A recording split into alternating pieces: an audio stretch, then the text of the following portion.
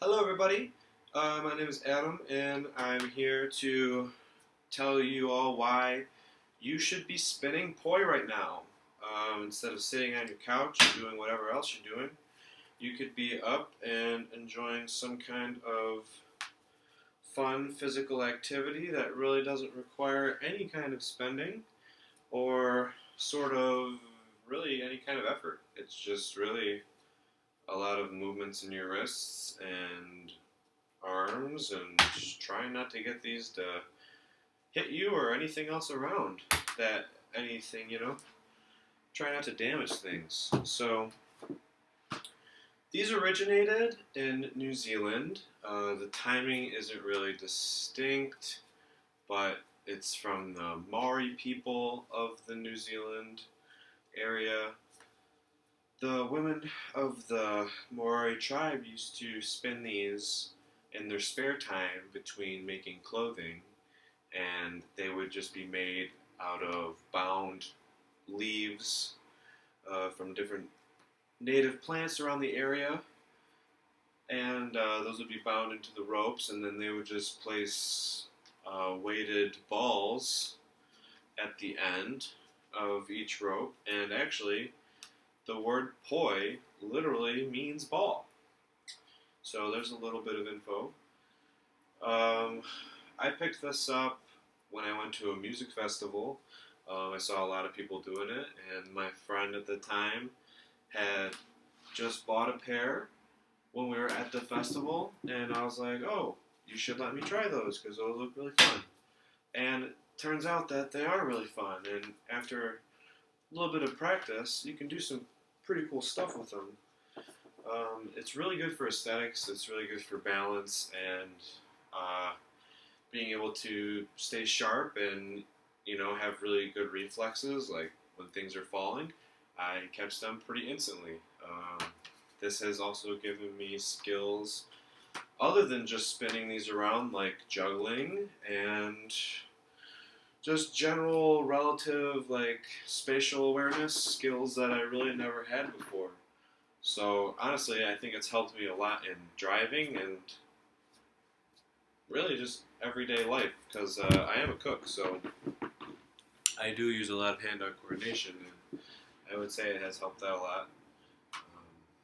Really, the only dangerous thing that you have about these is that sometimes you drop them, and if you drop them, you can just pick them right back up and keep on spinning because they don't break. These are just stage balls. You can get them at any, I guess, what would it be called? Like a hobby store. Or you can just go out online, homeofpoi.com or Flow Toys. Probably easier. You might be paying a little bit more money if you buy them already made, other than just making them yourself. Pretty easy to make. You just have to have some kind of cord and washers, and you can buy these palm grips really anywhere. And you just take washers, take some washers and throw them on the rope and throw them into your hand grip, and there you go. It's really doesn't really take that much time. It doesn't take that much effort. What's also cool about these is that it's a really good conversational piece, especially if you're at a place where you don't know a lot of people or you're not really familiar with who's going to be around. If it's like outside or you're camping with some people, just go ahead and pull these things out, and then everyone's like, whoa, what are those? And you can start explaining it, start talking about how you got into it a little bit, and it's pretty cool. I've even shown a lot of people like how to start doing it or whatever. People ask me just after seeing them, hey, how do you do that? Can I see those? And of course, yeah, you can see them because you know what? I'm not worried about them getting broken or ripped or anything because they're cheap, and it's pretty much whatever. And yeah, so it's back into the exercise aspect of it. It's really good for stretching. I mean, obviously, doing it indoors is kind of a hindrance So, if you can do it outside, it's definitely preferable. I live in an apartment, so unfortunately I can't always be going outside. I live on the third floor, so it's kind of a trip for me to go outside instead of just being able to go in my backyard or something. But at the same time, it's really not that bad. I'm just kind of lazy, and I'd rather be in my house if I can. So when you get pretty good with it, you could even put 3 of them to use, and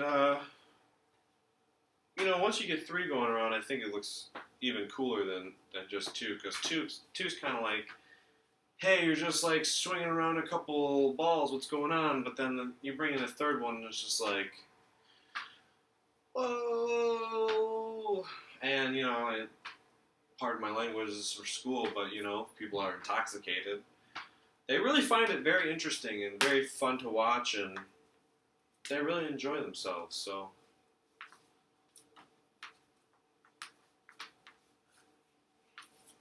it's pretty sweet. But yeah, I'm not very good with 3 yet. Just learning myself. But I've been doing this for about a year and a half or 2 years now, coming up. And it's just a really great way to be on your feet and get off the couch and relax at the same time. Because it doesn't take a lot of physical endurance, it doesn't take a lot of stamina, it doesn't take any kind of anything except for patience and, the wanting to learn. Because there are a lot of tricks and there are a lot of ways to flow. But, you shouldn't ever get discouraged if you drop something or a trick doesn't really work right first. It's just whatever. It's just how it goes. And I don't know if any of you noticed that little part where I let go of the poi and it just happened to end up in my hand. That's that hand-eye coordination I was talking about earlier. Sometimes things happen, they're not really planned, but because your body's so trained to being able to, pick that stuff up, you just get it. You just grab it and, you just keep on flowing. It's just like nothing even happened. So, just it's like a little demo for you guys at the same time as well as a lecture. You want to talk about visual aids, I think this is probably the best visual aid you can possibly get, to have somebody be talking to you about it while it's happening, so you can really see what's going on and what I'm actually really doing. And really, I'm just manipulating my hands and my arms. And I've been doing it long enough to where I can understand where the things are going to go, and I'm not going to hit myself. Sometimes I'm going to hit chairs, as you probably just heard.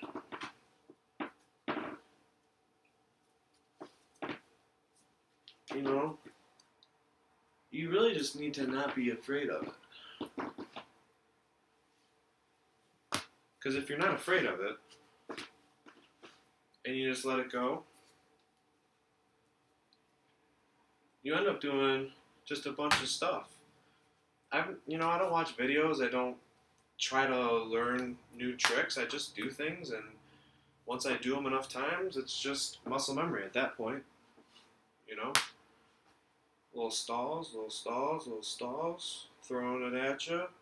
Imagine if you were front row in a stage and these are on fire. I don't know if you guys have ever seen fire spinners before, but this is that, just not on fire. And I have spun fire before, but of course I'm not going to be doing that in my apartment for a video for school. So, really I think that's all you need to know about poi, and just know that it's really great exercise. You can go get some socks, some long socks, put some rice in the bottom of them, and you have sock poi. You can flip them around, you can do the same kind of stuff that you can do with these. So, get out there and go get some.